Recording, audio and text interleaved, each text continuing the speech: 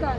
नमस्कार। एक बार फिर से हम देख रहे हैं कि जो स्टूडेंट्स हैं वो चाहे किसी भी एरिया से आए हों, चाहे वो डॉक्टर्स हों, चाहे वो इंजीनियर्स हों, चाहे वो पोस्ट ग्रेजुएट स्टूडेंट्स हैं, आज आप भी रोडों पर हैं। आप लोगों का क्या रीज़न है रोड? मैम, स्टूडेंट्स का रोड पे आना कुछ नया फिनोमेना नहीं है। 2013 में जब डीयू में FYUP लाया गया था, जो अभी फिर से डीयू में FYUP लाया गया है, तब भी छात्र रोडों पर ही थे।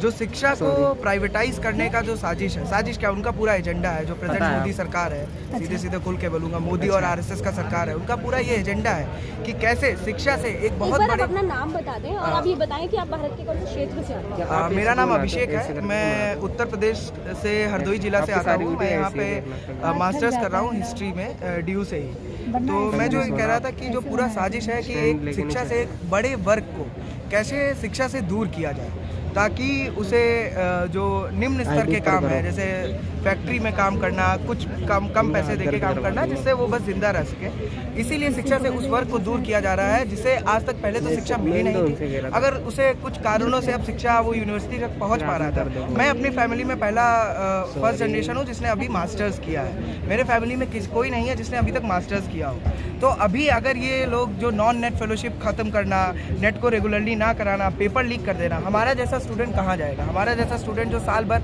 मेहनत करता है, पूरा जी जान लगा के नेट का तैयारी कर रहा था, अगर पेपर लीक हो जाएगा तो मेरी मानसिक स्थिति पे उसका क्या असर पड़ेगा, ये जानना ज़रूरी है।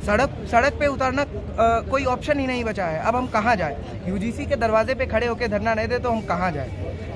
यही बात है, इसीलिए स्टूडेंट यहाँ पे सड़क पे खड़ा है। जी सर, आप ये बताएं कि ऑनलाइन एजुकेशन से क्या प्रॉब्लम है? देखिए, इस टाइम पे ये है कि ऑनलाइन एजुकेशन में शुरू तो अपना नाम बता दें। जी। और ये बताएं कि आप भारत के कौन से क्षेत्र से आते हैं? जी, मेरा नाम साहिल है, मैं हरियाणा में रोहतक डिस्ट्रिक्ट से आता हूँ। अभी यहाँ पे दिल्ली में फ़िलहाल पिछले 4-5 साल से पढ़ाई कर रहा हूँ। तो देखिए, इसमें ये समस्या है कि ऑनलाइन एजुकेशन उन्होंने शुरू तो कर दी, क्योंकि लॉकडाउन शुरू हुआ, समय की ज़रूरत थी। मगर उसके बाद आप ये देखिए कि क्या सब तक ये ऑनलाइन एजुकेशन पहुंच रही है? क्या सब तक ये गांव-गांव जा रहा है? अभी फ़िलहाल AACR का रिपोर्ट आया था कि अभी भी 24% गाँव में ऑनलाइन एजुकेशन नहीं पहुंचती, क्योंकि वहाँ पे नेटवर्क कनेक्टिविटी नहीं है। लगभग 26% पूरे भारत में स्मार्टफोन होने के बावजूद भी इंटरनेट कनेक्टिविटी नहीं है। और हाल ही में आप देखेंगे कि टेलीकॉम ऑपरेटर्स ने 1 दिसंबर से एयरटेल ने अपने जो प्राइस रेट होते हैं वो 25% पे बढ़ा दिए हैं। तो इससे मतलब कैसे 100-120 रुपये, यहाँ पे भी महंगाई बढ़ रही है, तो कैसे इंटरनेट कनेक्टिविटी का लाभ उठाएंगे? जिस टाइम पे ये आसान करना चाहिए था बच्चों के लिए, उस टाइम पे और मुश्किल किया जा रहा है। तो जाहिर सी बात है, ऑनलाइन एजुकेशन से कैसे होगा?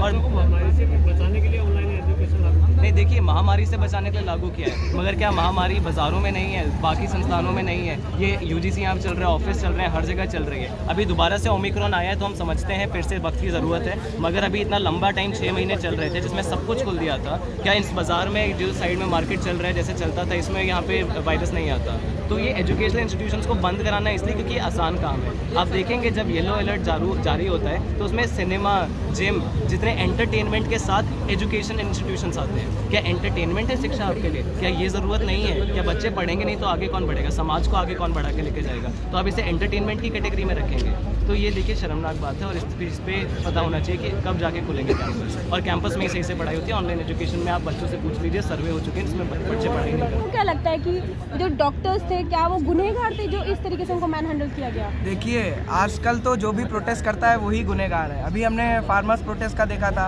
उसमें पहले वो एंटी नेशनल थे, टेररिस्ट थे, फिर स्टूडेंट टेररिस्ट हो जाता है, फिर डॉक्टर टेररिस्ट हो जाते हैं, एंटी नेशनल हो जाते हैं और गुनहगार हो जाते हैं। डॉक्टर्स करे तो क्या करें? जो PG काउंसलिंग होना था वो अभी तक हुआ नहीं है। हमने पिछले 2 वेव्स में देख चुका है कि हमारा हेल्थ केयर सिस्टम कितना बुरा है। सारा हेल्थ केयर सिस्टम प्राइवेटाइज कर चुके हैं, कुछ अस्पताल बचे हैं। दिल्ली में कितना सरकारी अस्पताल है? 5-6 दिल्ली है, इसीलिए यहाँ पे 5-6। आप बाकी उन डिस्ट्रिक्ट का सोचिए, बाकी उन स्टेट्स का सोचिए जहाँ पे बिल्कुल मरमर हालत है। मेरा डिस्ट्रिक्ट जो हरदोई है, वहाँ पे सरकारी अस्पताल, कहने को सरकारी अस्पताल है, वहाँ का जो मैटरनिटी वो है वो भी काम नहीं करता है, कुछ काम नहीं करता है। तो इस हालत में ये हालत हो गई थी जब हमारे लोग सेकेंड वेव में ऑक्सीजन से मर रहे थे, ऑक्सीजन की कमी। अभी कुछ रिपोर्ट आई थी गवर्नमेंट की कि ऑक्सीजन से तो कोई मरा ही नहीं यूपी में। लाशें जब गंगा में बह रही थी तो ऑक्सीजन से कोई मर नहीं रहा था, उनका ये कहना है। तो जब हम पिछले 2 वेव से अगर ये नहीं सीखेंगे कि क्या हमारा हेल्थ केयर सिस्टम इतना बुरा हो चुका है, और बुरा है पहले से ही, और उस वक्त में जब ये ओमिक्रॉन वेव आ रही है, अगर अभी भी आप नए बैच को नहीं लाएंगे तो जो डॉक्टर्स मशीन तो है नहीं, वो 24 घंटे काम नहीं कर सकते, उन्हें भी रेस्ट चाहिए। वो सूट पहन के काम करना कितना कठिन होता है पसीने के अंदर, वो एक डॉक्टर ही बता सकता है, मैं या आप नहीं बता सकते। तो ये बिल्कुल उनका जायज़ मुद्दा था और उस पर प्रोटेस्ट होना चाहिए। जो पुलिस ने लाठीचार्ज किया वो बिल्कुल गलत था और इसका जवाब अमित शाह को देना होगा। उनके अंदर पुलिस आती है और इसका जवाब अमित शाह से मांगा जाना चाहिए कि उन्होंने लाठीचार्ज क्यों करा। मतलब आपका आज का जो प्रोटेस्ट है, इसके माध्यम से आप ये कहना चाहते हैं कि महामारी के आड़ में स्टूडेंटों को शिक्षा से वंचित रखा था? जी बिल्कुल, महामारी के आड़ में स्टूडेंटों को शिक्षा से वंचित रखा जा रहा है। क्योंकि आप देखिए, ये जो नया NEP लाया गया है, इसमें इन्होंने ऑनलाइन एजुकेशन का बात किया है। ऑनलाइन एजुकेशन का बात पिछले 1.5 साल से कर रहे हैं। चलिए ठीक है, आप ऑनलाइन एजुकेशन का बात कर रहे हैं, मैं अभी ऑनलाइन एजुकेशन का खराबी नहीं गिनाऊंगा। चलिए, ऑनलाइन एजुकेशन बहुत अच्छा, आपने क्या इंफ्रास्ट्रक्चर दिलवाया हमें, कौन सा इंफ्रास्ट्रक्चर? मैं दिल्ली विश्वविद्यालय का छात्र हूँ। दिल्ली विश्वविद्यालय इस देश का सबसे टॉप यूनिवर्सिटी है। दिल्ली विश्वविद्यालय में आपने क्या इंफ्रास्ट्रक्चर दिया था जिससे ऑनलाइन एजुकेशन हमारा आसान हो सके? क्या आपने जो क्लासरूम से जहाँ टीचर ऑनलाइन क्लास लेगा वहाँ पे कुछ उसको नेट दिया? क्या उसे लैपटॉप दिया? क्या उसे गूगल मीट का सब्सक्रिप्शन दिया? हिस्ट्री डिपार्टमेंट जो DU का सबसे अच्छा डिपार्टमेंट है, वहाँ पे किसी टीचर के पास गूगल मीट का सब्सक्रिप्शन भी नहीं था। टीचर्स ने अपने पैसों से सब्सक्रिप्शन खरीदा ताकि वो रिकॉर्डेड लेक्चर हमें भेज सके, क्योंकि हमारा नेट कभी कभी गड़बड़ हो गया, नहीं सुन पाए। तो ये प्रॉब्लम है। ऑनलाइन एजुकेशन से वंचित क्या रखना, पूरा शिक्षा से ही वंचित रखना है। ऑनलाइन एजुकेशन का मतलब ही यही है कि आपको शिक्षा से वंचित किया जा रहा है। जिसके पास ऑनलाइन है वो पढ़ पाएगा। और ऑनलाइन का मतलब क्या है? जब हम कॉलेज में आते हैं, जब हम स्कूल जाते हैं, जब हम यूनिवर्सिटी जाते हैं, तो वहाँ का एक माहौल होता है, हमारा पर्सनैलिटी डेवलपमेंट होता है, हम लोगों से बात करते हैं, सबसे मिलते हैं। अभी जो नया बैच आया है, आप उनसे देखिए, जो 2021 का जो नया बैच आया है UG का, उनके ग्रुप्स में क्या अभद्र भाषा हो रही है, रेसिस्ट कमेंट आते हैं, सेक्सिस्ट कमेंट आते हैं, क्योंकि वो बच्चा 2 साल में कभी स्कूल ही नहीं गया, उसने बाहर की दुनिया नहीं देखी। उसने जो IT सेल, इनका BJP का IT सेल जो सोशल मीडिया पे जो चलन चला रहा है मुसलमानों के खिलाफ, क्वीर और ये सबके खिलाफ, ब्रिटिश के खिलाफ, वो जहर उसके अंदर भर गया है। वो जहर निकालने के लिए यूनिवर्सिटी कॉलेज कैंपस होता है, जहाँ पर समानता का बात होता है, बराबरी का बात होता है, हर चीज़ का बात होता है। तो बस शिक्षा से ही वंचित नहीं, ये हमें अच्छे मनुष्य से, अच्छा मनुष्य बनने से ही वंचित कर रहे हैं कि आप बस एक वर्कर बन जाइए, फैक्ट्री में काम करिए, खाइए पिए और सो जाइए और कुछ नहीं। सर, एक सवाल आपसे है, ये जो डिजिटल इंडिया है, सर्व शिक्षा अभियान है और भी बहुत सारी नीतियाँ रही हैं, कहाँ तक सक्सेस है? जी, आप देख सकते हैं, देखिए किसी भी चीज़ का सक्सेस, उसका पैमाना जो होता है वो हमें तभी पता चलता है जब एक तरीके की कोई परेशानी आती है और उसका इस्तेमाल होता है। तो इस्तेमाल में जितना हम देख पा रहे हैं, जितनी गवर्नमेंट की सरकार की रिपोर्टें निकली हैं, उनमें कहाँ ये सक्सेस दिखती है? ये क्या बोलते हैं, डिजिटल इंडिया बनाने की तो बात करी, हर जगह हर दुकान में पेटीएम के वो इन्होंने रिस्टोर कर दिए। बट डिजिटल इंडिया का मतलब क्या था?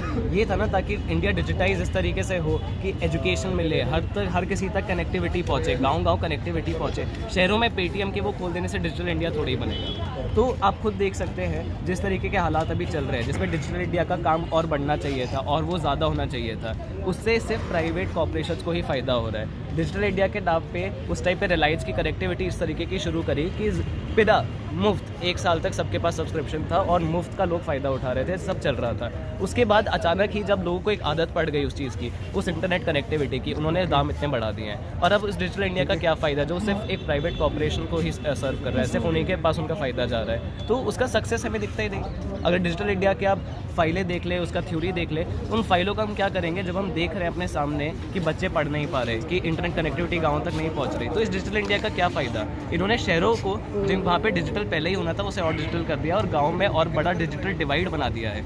गाँव और पिछड़े हो गए हैं और पीछे चले गए हैं। वहाँ पे लोग सवाल और आता है यहाँ पे, आप लोग ग्रेजुएट और पोस्ट ग्रेजुएट हैं, आज आप लोग UGC के बाहर खड़े हैं, लेकिन फिर भी अभी भी एक सवाल पैदा होता है, क्योंकि आप लोग कहीं ना कहीं से प्राइमरी एजुकेशन लेके ही आए होंगे। तो आप लोगों का जो प्राइमरी दौर रहा, जो आप प्राइमरी स्कूल्स में पढ़े, वो आप लोगों की जो एजुकेशन रही, जो आप लोगों ने ली स्कूल्स में, वो कैसी रही? सर, एक बार बता दें। देखिए, जो हमारी प्राइमरी एजुकेशन थी, मैं तो कई जगह पढ़ा हूँ, और उसके बाद क्या बोलते हैं, उस टाइम पे जिस तरीके से चल रहा था, कम से कम ये था, फीस बहुत कम थी और एजुकेशन फिर भी एक मामले में काफ़ी हद तक जो सिखाना चाहिए, स्कूलों में और भी बेहतरी की ज़रूरत है, पर फिर भी एक हद तक सही चल रहा था। जो बेसिक चीज़ें होती हैं वो सिखाने वाली सिखाई जा रही थी। मगर आज जैसे जैसे सिलेबस चेंज हो रहा है, NEP लागू हो रही है, स्कूलों में लागू हो रही है, जिसमें बेसिक चीज़ों की जगह इस तरीके की चीज़ें सिखाई जा रही है कि किस तरीके से हम किसी का भी लेबर अप्रोप्रिएट करते हैं, किस तरीके से हम बच्चों को जल्दी से जल्दी ऐसी एक्टिविटी में डाल पाए जहाँ पे वो सीधा लेबर बन जाए और हायर एकेडमिक क्वालिटी की तरफ ना जाए। तो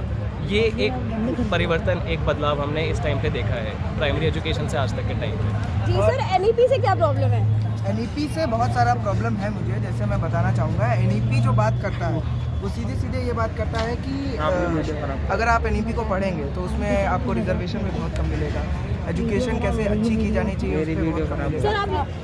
देखिए, रिजर्वेशन को लेके मेरा यही दृष्टिकोण है। रिजर्वेशन जो अफर्मेटिव एक्शन दिया गया था हमें अपने कॉन्स्टिट्यूशन में, वो ऐसा नहीं है कि बस इंडिया में ही दिया गया है। अफर्मेटिव एक्शन अमेरिका में भी है, ब्लैक्स को दिया जाता है और दुनिया के बहुत सारे देशों में दिया जाता है। रिजर्वेशन देना क्यों ज़रूरी है? क्योंकि जब हम समानता का बात करते हैं, समानता कहने से हमारी समानता नहीं आ जाएगी। अगर मैं कह दूं आप और मैं बराबर हैं तो हम दोनों बराबर नहीं हैं। आपका सोशल स्टेटस कुछ और हो सकता है, इकोनॉमिक स्टेटस कुछ और हो सकता है, मेंटल स्टेटस कुछ और हो सकता है। तो रिजर्वेशन जो दिया गया था, वो जो पिछड़ा वर्ग था, जो सोशली एक्सप्लॉइटेड था, देखिए इंडिया में जो शोषण हुआ है वो इकोनॉमिकली कम हुआ है और सोशली ज़्यादा हुआ है। सोशली इसीलिए हो पाया क्योंकि वो हमारे ऑक्यूपेशन से जुड़ा था और इवेंचुअली वो हमारी इकोनॉमी से जुड़ा था।